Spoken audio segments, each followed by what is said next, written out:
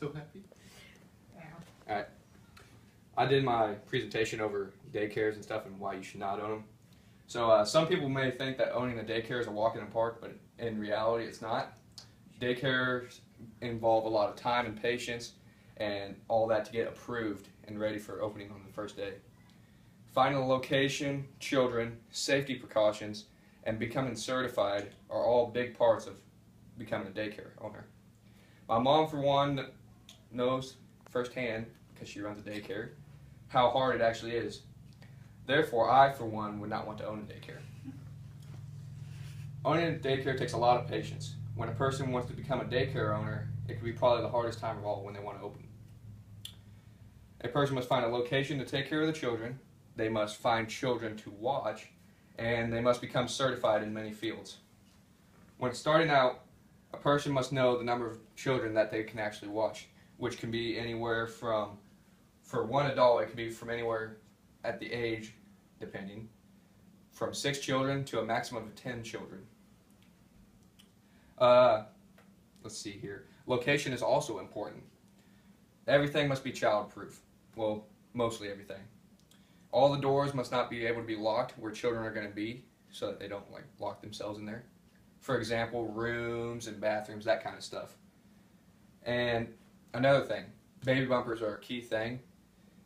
Almost everything must be baby bumpered. If there's a sharp corner on a chair or a desk, it needs to be baby bumpered.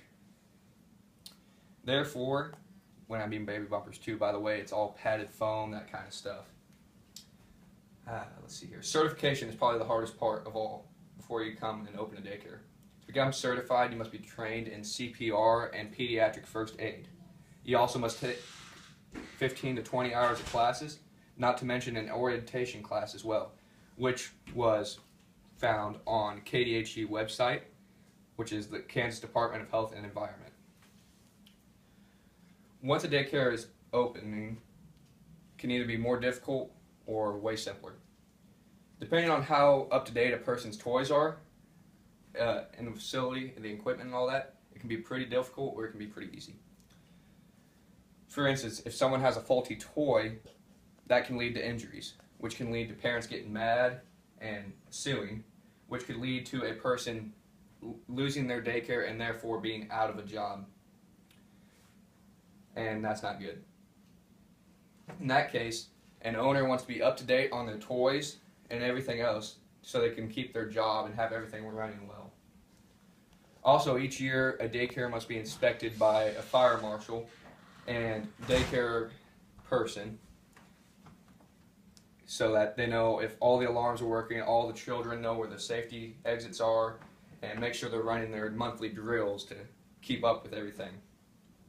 Also, each year a person's license must be renewed for them to be able to have their daycare, which is not an easy task. Running a daycare and everything else is pretty hard and important when it comes to making sure everything's good. Everything must be planned out. My mom has everything planned out down to the second of every day of what's going to happen. If the weather is permitting, which is for her 35 and up, the children will go outside from about 11 to 12 and come inside, eat their lunch, play a little bit longer, then they go to bed at about 1:30 to 3:30. Then they'll get up from their nap, have their snack, and they'll begin to play again until the parents come to pick them up. She also does education, which helps them prepare for preschool and kindergarten, which is also not easy in some cases because she goes through letters, colors, numbers, shapes, a lot of stuff to prepare them. If a child is out of line, you must find an alternate way to punish them. You can't use physical punishment, so therefore you have to find ways such as timeout, that kind of stuff. From what I've learned from my mom and my personal experience of being here, owning daycare is not something that I want to do. I doubt you want to do it. Getting up to whiny kids every day, early in the morning, probably not something I would like to see, or I bet you would not like to see. In that case, it also takes up a lot of time, money, and other things. Also a lot of patience and causes stress, that kind of stuff. Therefore, I would not want to own a daycare, and I would guarantee that you don't want to either. That's it. I think you used the word stuff a little too